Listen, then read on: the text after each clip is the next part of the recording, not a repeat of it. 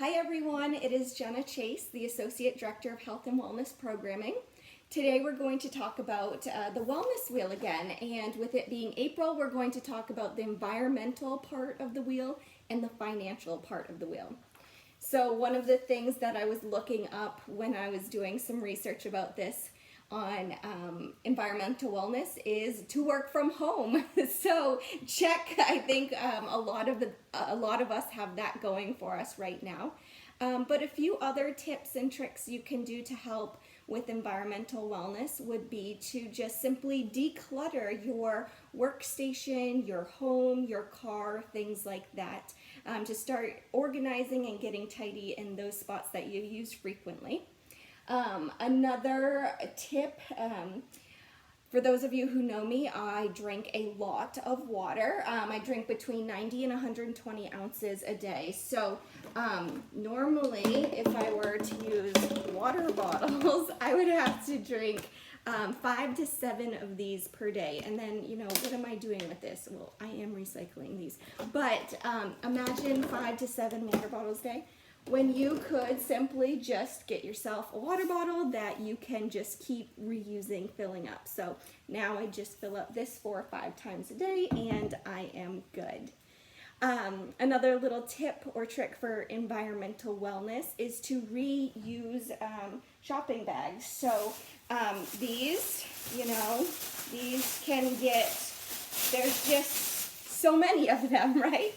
So go ahead and invest in one of these lovely little reusable bags, and then you can take these to the grocery store, Walmart, things like that. I mean, that costs like $1.25, and I've had it for probably 7 or 8 years. I keep them in my car so that when I go to a store, you can pull those out, and then you're not having to use these all of the time.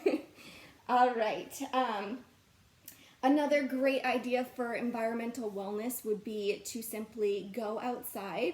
It's nice out, or hopefully it's getting nice out, and pick up any trash. A lot of the snow has started to melt, at least here in Maine.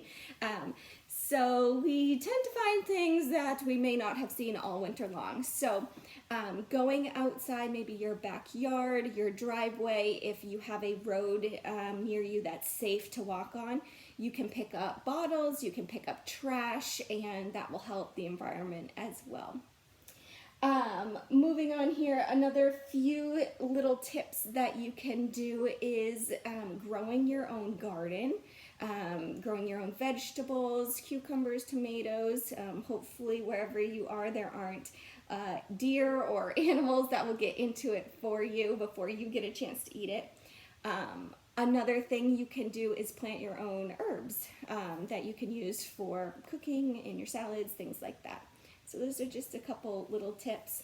Another good one that I have faithfully done for years now is at the end of your workday to unplug or turn off all your devices that you're not using. So for example, my laptop or my computer, at the end of the day, I don't just bring the screen down, I completely log off so that it has time to rest and it's not using up so much energy. And then in the morning, I just reboot it, turn it back on, and we're good to go for the day.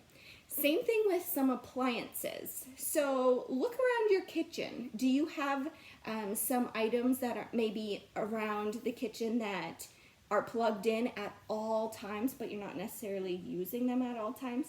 Small things like maybe a blender for smoothies, or a toaster, or an air fryer, things like that. You could unplug those after each use, and then when you're ready to use them, just plug them back in. All right, and just a couple other quick little tips that you can do. If you would like to help the environment, you could sign up for electronic payments for your bills, or unsubscribe from any magazines that you may still be getting in the mail that you're just tossing in the recycling. Things like that will help the environment as well. And then my last tip is to use scrap paper. So I don't know if you're like me, I like to make a lot of lists. I'm the person that has lists for my lists. So I use a lot of paper. However, I cut it up. I like take one single sheet, I fold it in half, I cut it, I rip it so that it's 2 sheets, and all day long I'm using scrap paper, but it's being recycled and reused. All right, so hopefully you found a tip or two that works for you on environmental wellness. Next up, financial wellness. So it is April, and one of the health observances for April is healthy finances. So a few things that you could do is to budget. There's plenty of different apps out there and things on the computer to help create a budget so you can see how much money you're bringing in and then how much you're spending for groceries and your mortgage or your rent and your all the other extra things as well, right? Another thing you can do is, how many of you still carry cash or have coins? I know that I have coins, and one way that I like to do to kind of keep it organized and to save money is I try to keep all my coins in one spot in my house. So then every couple of months, I can either take it to a bank and put it in one of those dispensers and then it spits out money. Or if it's a rainy day and I have nothing to do, I can roll coins. But you will be surprised at how much money just coins can add up to. So don't just be throwing that anywhere and use those coins wisely. All right, that's basically the extent to my financial advice, because I am not a financial advisor. We all know that. I stick to the gym. But I have some great resources for you that maybe you didn't even know you have at your fingertips. So one of them being the Employee Assistance Program that we have through Cigna. So anyone that works for St. Joseph's College is able to use what we call the EAP system, Employee Assistance Program. So there are multiple different webinars that you can go to, and there's actually a section on financial health. There's things on estate planning, there's things on budgeting, there's things on what to do on how to buy your first home or things like that. So those are all free and able for you to use. Another resource for you as part of the EAP program is a financial services referral. So each person is allowed a free 30-minute financial consultant on the phone. And then after that, you can work out, there's probably other discounts after that if you'd like more financial help. But also you receive, I did not know this, you receive 25% off tax preparation through the EAP system as well. So good little tidbit. And then last but not least, VALIC is the college's financial service, and AIG, you will see that, AIG.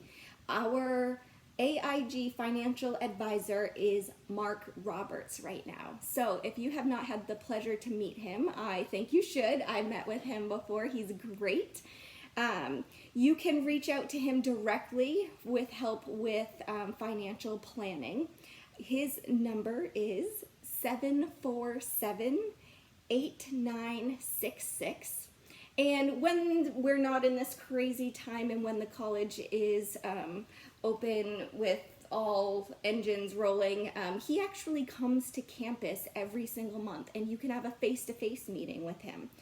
But during these kind of weird times, go ahead and just call him, and I'm sure you can have either a meeting over the phone or through Google Hangout or Zoom or something like that. But one last little tidbit, I was going on the computer this morning, and if you go to valic.com, that's VALIC.com, they have an entire financial education part on their website. And I was scrolling through it, and then I got lost track of time because there's a lot of cool things on there. But they have different tools and calculators. They have stuff on retirement planning. They have stuff on 4 ways to reduce financial stress, financial steps to consider before having a family, before starting a family. They have things on tax matters, about things with saving for college. They have different savings calculators and mortgage calculators. I found this one to be interesting. This morning I was doing, now I can't find it, something about how to be fit for your finances, something along those lines, but I found that to be quite interesting. It had a section also on how much money should you have saved up by 30, and hello, I'm 30, so I'm like right in there trying to figure out, am I on track, or do I need to be talking to Mark some more? But anyways, I just wanted you to know that those options are there for you to help with your financial wellness, because I know it can be a tricky topic. It can be, especially right now, a tricky time. So just know that those resources are there for you. I hope you guys found a little gem from this to be useful and helpful. I will be back next month with the last pieces of our wellness wheel. We'll talk about emotional and spiritual well-being, so stay tuned for that. But for today, I hope you stay happy, stay healthy, and have a great day. See you next time.